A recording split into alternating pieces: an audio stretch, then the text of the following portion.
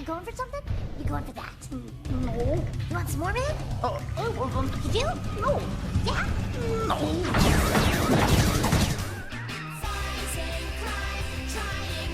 The Powerpuff Girls. 3 young girls created in a lab that happen to also possess superpowers, who spend their days beating the ever-loving crap out of various criminals. Various criminals such as a mutated monkey that quite literally has his brain hanging out, a redneck pink guy, a gang of green-skinned teenagers, who I swear in one episode was grooming Buttercup, who's meant to be a child in kindergarten. And we also had whatever the hell this thing was. Right you are about your loved ones. The show was created by former animator Craig McCracken and was produced by Hanna-Barbera Studios. It was a huge hit on Cartoon Network in the late 90s to early 2000s, and during its run the show was nominated for 6 Emmy Awards, 9 Annie Awards, and a Kids' Choice Award. But over the course of the years, the show would begin to undergo huge changes, both in art style, writing, and staff. Changes which, in my opinion, were for the worse. Changes that would just make you want to go, yeah. But before we get into what made the show bad, let's take a look at what made the show good.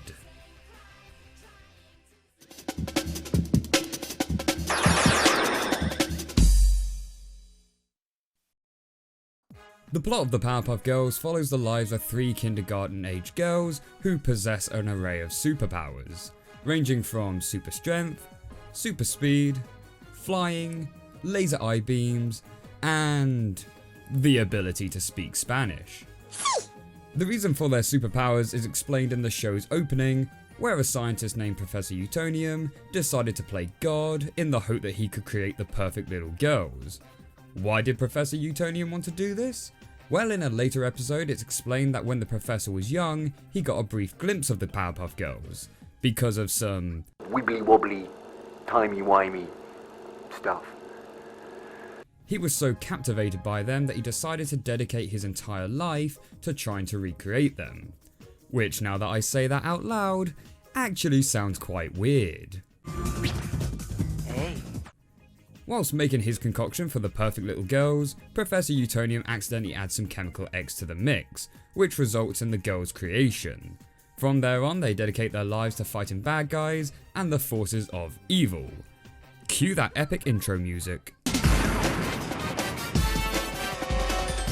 The Powerpuff Girls first began airing on Cartoon Network in 1998, with the episodes Monkey See, Doggy Do, and Mummy Theorist. But technically these weren't the first episodes to air on Cartoon Network, as back in 1995, a single short episode named Meet Fuzzy Lumpkins aired on the What a Cartoon series, along with Crime 101 a year later.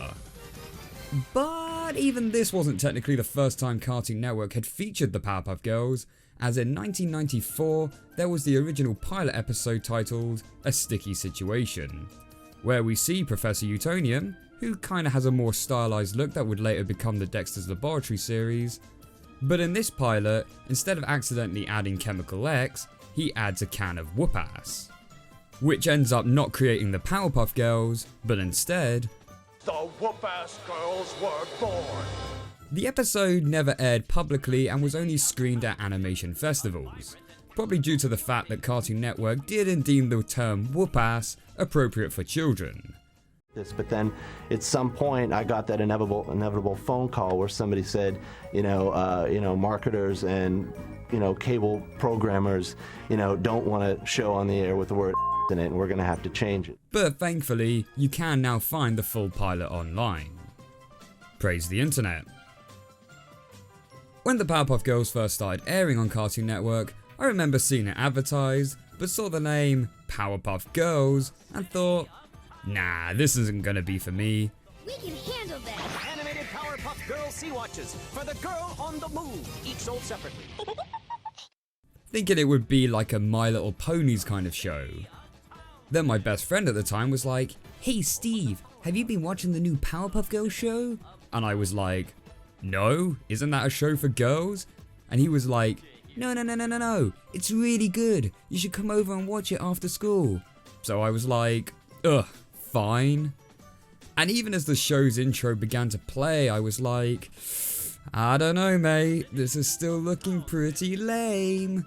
I really don't think I'm gonna like this. And holy moly, did she just kick the teeth out of that red guy? Is that blood? That's blood, Michael. That's blood. Oh my god, this show looks amazing. And it was. The show was colourful, creative, and really wasn't afraid to turn up the brutality factor. I remember this one episode titled Mime for a Change, where there's this happy jolly clown guy named Rainbow who one day gets covered in bleach, which drains him of all his colour. Oh my, Rainbow the Clown has now become Mr. Mime. So he then turns evil and starts draining the town of all its colour as well. So the girls combat it by singing a song about love and how it makes the world go round. Which, I know guys, that sounds really lame, and it could easily have been, but this song was damn catchy and it damn well worked.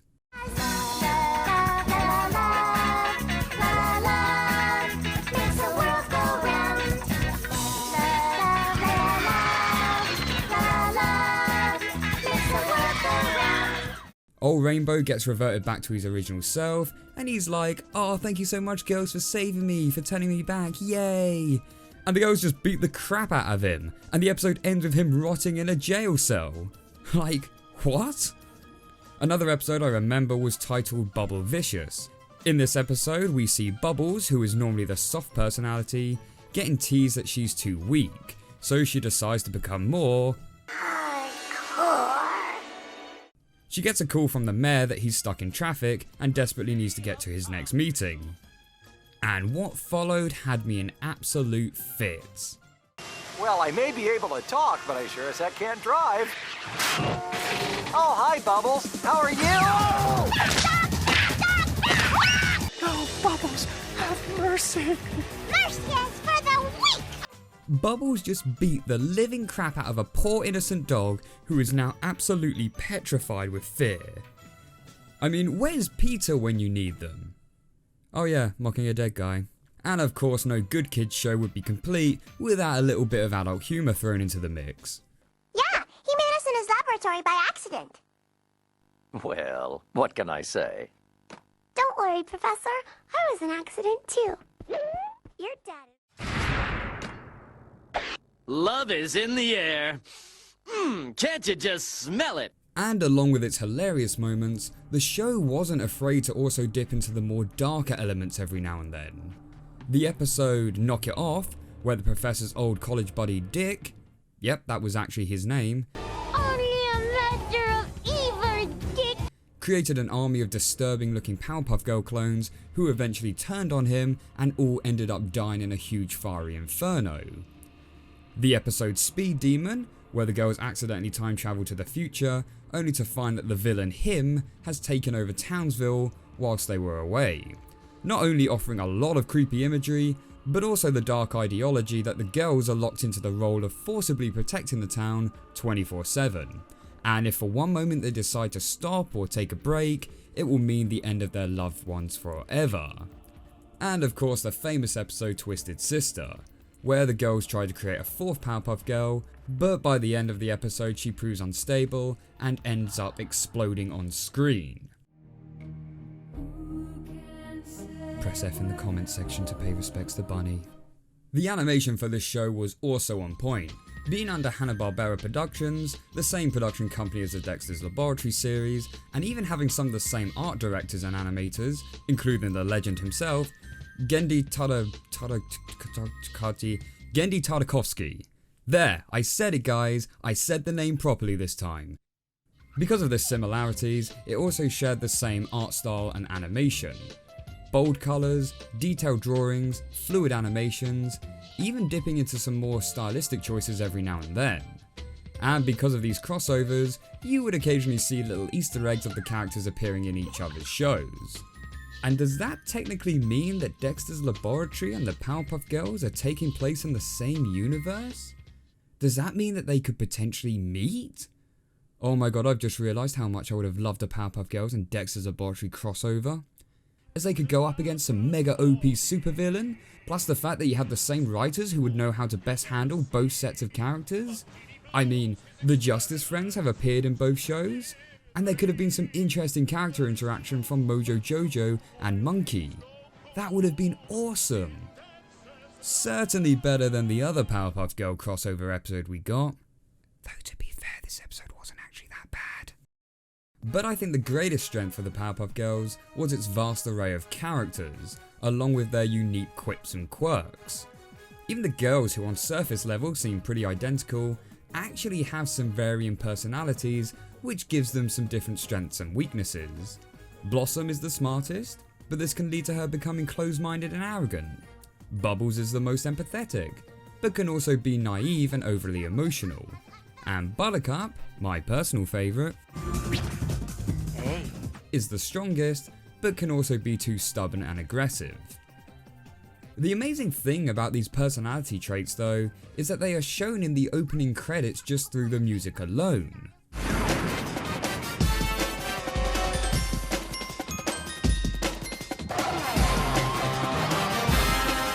But I think the greatest personalities in the show by far has to be the villains, not only varying massively in appearance, but also personalities.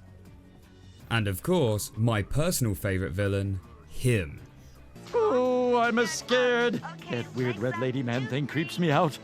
Like, what in the world was this guy? Some half demon, half lobster, half drag queen individual? With his eerily high-pitched echoey voice that would suddenly shift into a deep satanic rage. Mr. Quackers, you are so smart. Quite a positively evil scheme you've hatched, and I'll finally be rid of those girls forever! There was definitely something more sadistic and deep going on with this guy, even to the point that other villains in the show would fear him. Mojo, it's me. Yes, sir. What is it? His plans also seemed more cunning, involving manipulation and psychological torment. Then of course he had his peak in the episode Speed Demon that I mentioned earlier, where he shows off his true capabilities as he not only takes over the town, but also murders key characters. And now it's too late. He's gone. And still manages to turn the surviving citizens against the girls. You know, a kid show. The original series ran for a solid 4 seasons from 1998 to 2002, where in the same year of July we got the release of the official Powerpuff Girls movie, which was meh. Considering the show's popularity and merchandise sales, the film was considered a financial disappointment, barely turning a profit on its $11 million budget. Cartoon Network, as a result, decided it was not a safe investment to produce any future films, so much so that it wouldn't be until 2018 where they finally made another theatrical release. But the Powerpuff Girls series wasn't quite done yet, and in 2003 the series was brought back. But this time, there were a few notable changes.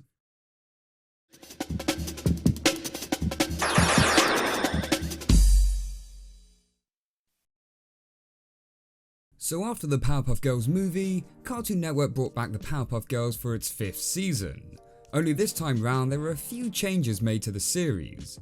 The creator of the show, Craig McCracken, had left the series along with some other members of the original team.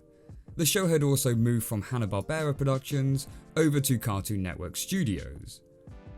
Just like another certain show did. And like that other certain show, there was once again a noticeable drop in the quality, both in the show's look and its writing. The show moved from its traditional hand-painted cells and was now being coloured through digital inking. Now this is something I want to point out quick that people were commenting on in the Dexter video, where people were stating that the art style changed so much because the show was now using digital ink instead of traditional painted cells. And I'm just going to say that that simply isn't true. Moving to digital ink would not result in a change to the show's art style. There are numerous shows that shifted over to digital ink that still retain their overall look. The Simpsons, for example, had been experimenting with digital ink way back in season 7, and as you can see, the show practically looks the same. The only difference you get with digital ink is that the outer lines will be much more crisper and more consistent, and you don't get the variation in colours from the different animation layers. Now that we've got that cleared up, let's move on. The backgrounds went from these warm, bright colours over to this simplified, cold, bleached out blue look, and character designs were also altered. Though not as bad as the Dexter Laboratory series, but still a decline. The Powerpuff Girls seem to have gotten even larger heads, with even bigger bug eyes staring into your soul. Mojo Jojo now had these pointed ears, which I know he got given them in the official movie, but still, why bother changing his design? What was wrong with the original rounders? This bothered me. Also, this is a nitpick, but I really hated the new art style when the pupils would be pressed flat against the character's eyes. Oh, disgusting. I know I'm clutching at straws on this one, but it really did bother me back in the day. Please tell me other people get bothered by this art style too. Other characters to receive a redesign were the Rowdy Rough Boys, who are basically the boy version of the Powerpuff Girls. But I'm going to admit with this one, I do actually kind of prefer the new design over the originals, as there actually seems to be more variety and uniqueness to them. But I think the biggest hindrance to this new series was the writing. There now, just let it all out. There, doesn't that feel better? The pacing of the episodes just seemed to move at a snail's pace. Jokes would be dragged out way too long, and the creativity and storytelling just seemed to be stagnant. Here's a few examples.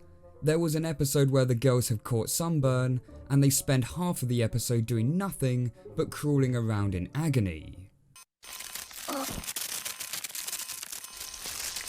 Ow! Ow! Ow! Ow! Ow! Ow! Ow! Ow!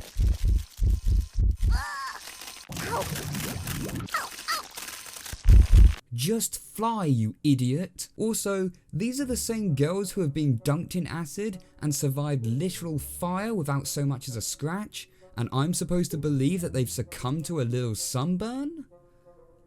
Then of course at the end of the episode we get a beautiful gross out scene as we're watching the girl's skin peel off. Yep, this is what I wanted to see in my show. No unique villains, no brutal humour or intense teeth-kicking violence. I just want to see them moaning about sunburn. Oh, by the way, I was being sarcastic. Honestly, I think I'd rather watch the professor eat a pea for 10 hours.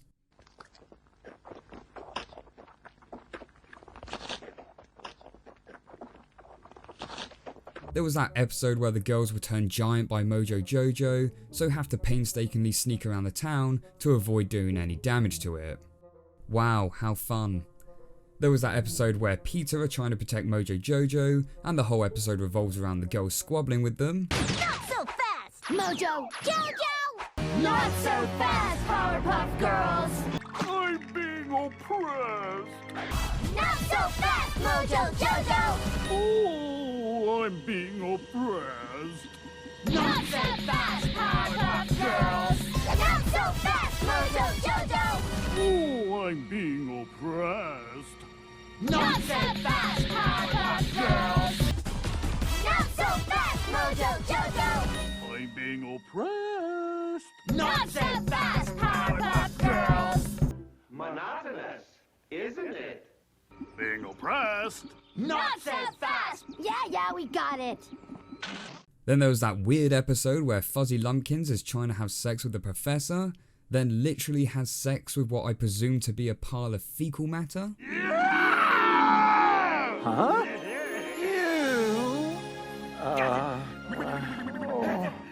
Honestly, I'd have sex with a pile of manure. And of course there's that famous episode where the girls are banned from using their powers and spend over a 3-minute scene trying to call the police to report a crime. I felt as though with the new series, they were just being produced for the sake of being produced. There really wasn't any fresh ideas being told, and to be fair to the writers, I can't really think of what much else could have been done. The scale of the stories seem to have reached their peak in the original series. Him practically conquering the world, nano creatures nearly dissolving the entire city, the girls meeting up with other superheroes, the main villains all joining together to become the Beatles, Mojo Jojo teaming up with the girls to fight a greater threat, the episode where all the Powerpuff Girl clones are made and the girls nearly end up dying at the end. There was just nothing else left to really top that. And it shows. Much of the newer episodes revolved around trivial nonsense. The sunburn, the girls arguing with Peter, the girls looking after a talking dog to get information on a crime, but all he does is passively insult them, Bubbles looking for a toy octopus, the girls fighting censorship. There was just nothing on the grand scale of things. The creativity was gone, the art style had dropped, and the adventure was over. We had done so many stories that it felt like, well, who's the monster this time? What's the joke? How do they fight him? What happens in the, when they come together in the end? So it was tough, but it's a really difficult pair of shoes to fill if you don't have the person whose vision it is filtering everything through them, or at least asking them. And not that he wasn't available to talk to, but he too was very busy. And so in 2005, the Powerpuff Girls series finally came to an end, and this time, it seemed like it for good.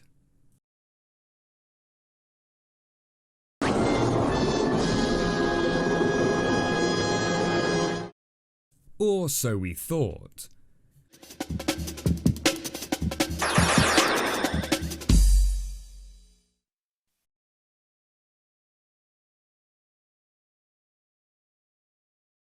So in 2008, a one-off half-hour special episode was released to celebrate the Powerpuff Girls' 10th anniversary, titled The Powerpuff Girls Rule, with 3 exclamation marks.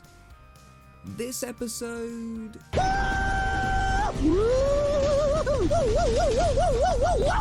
certainly was an interesting one.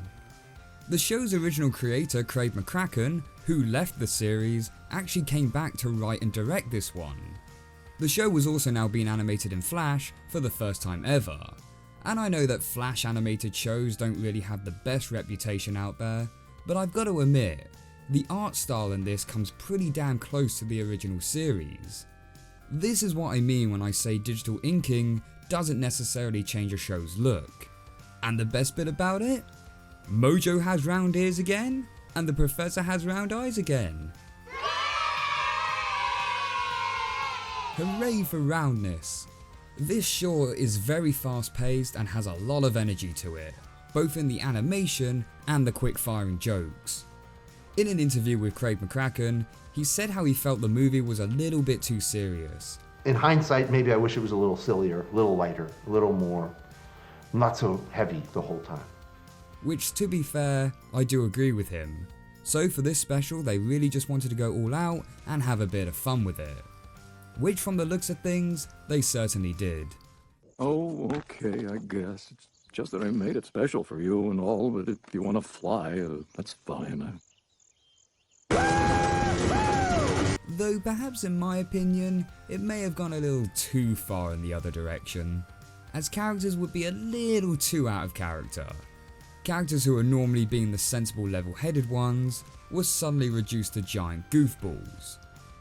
Even the villainous him that we talked about earlier was portrayed as really clown-like in this. Oh, repairs have a magnetic personality.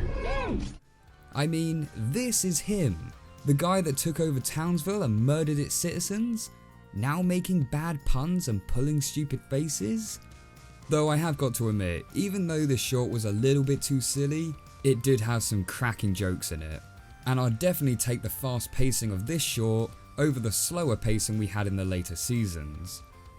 This short really did feel like fan service, and there were a lot of past villains that we hadn't seen since the original series, and many callbacks to the old show that fans will recognise. And along with many other references too. We even get a Wacky Racers and Mario Kart reference in the same scene. Oh, and also, we finally got to see Miss Bellum's face. And for the next 6 years, nothing really else came about.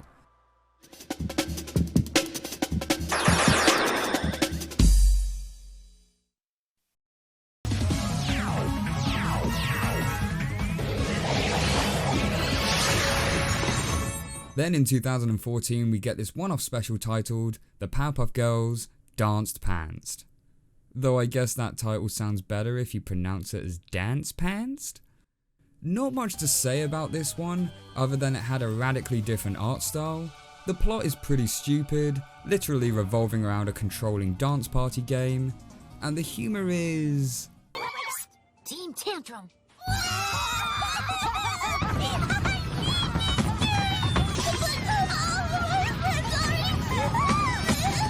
meh.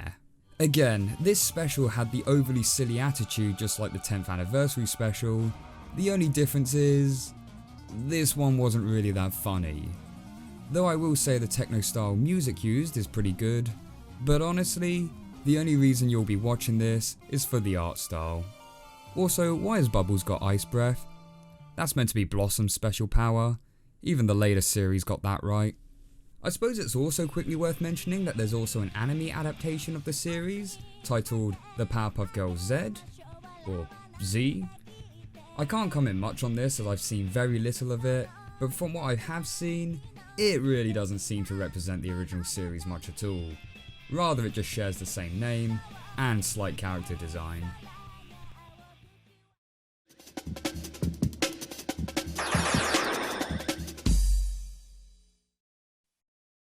And thus brings us to 2016, where the new series of the Powerpuff Girls was created for Cartoon Network. And it was... What questions? Woo! That felt good. Yeah. This was probably the biggest attraction from the original series, even with old characters such as Miss Bellum disappearing from the show, where creator Nick Jennings explained in an interview, "We felt like Miss Bellum wasn't quite indicative of the kind of messaging we wanted to be giving out at this time, so we sort of had to move on." So yeah, Miss Bellum being a strong, independent, intelligent woman isn't the messaging we want to send, but young girls doing the twerk? Hey. Yep, that's the kind of shit we want to push. The show also featured a whole new set of staff and voice actors, who for the most part do okay, but there's just something about Buttercup's voice actor that doesn't do it for me. Almost like they're trying a little too hard to make Buttercup sound like a boy. Why don't you check your spell book? The series received mixed reviews, with some praising the show for its fresh new take and updated humour, whilst others declaring it a write-off. Though I wouldn't quite say it's as bad as some people made out, I definitely can't say I'd recommend this over the original series. The art style looks childish with its goofy facial expressions, the jokes seem awkward and rely heavily on internet references which are definitely going to become dated, if not already. Can't what? Can't even what? Oh, like she literally can't even. Whatever. It honestly felt like the jokes were inspired by someone who googled memes for the first time and thought, so that's what the kids like. We better put a bunch of that in our show, won't that be funny? It's a real shame the show turned out this way, because I remember seeing the promotional art for it, and the opening sequence actually looks pretty damn decent. As of now, season 3 is still being produced. Whether it will get renewed for a 4th season remains to be seen. In conclusion, I don't think the Powerpuff Girls series suffered as heavy as the Dexter's Laboratory series did. I will even say that it wasn't a complete disaster, as there were some decent episodes still scattered in the later series. You monsters have no rights as citizens of this town! I will have you disbarred! Goodness gracious, I don't know whatever came over me. No further objections, I trust? No. The Christmas special in particular was pretty good, especially with the Race to the North Pole sequence. But there was still a noticeable drop in quality, from the art, to the characters, to the humour, and the storytelling. With the series still being produced to this day, it's actually impressive how the Powerpuff Girls has stood the test of time. unlike the other popular shows back in the day, which have sadly fallen by the wayside. It will be interesting to see where this goes in the future, whether the 2016 series will improve, or whether the series will be rebooted once more. But from what I've seen so far, it does seem unlikely that we'll ever capture the high quality that the original series gave us.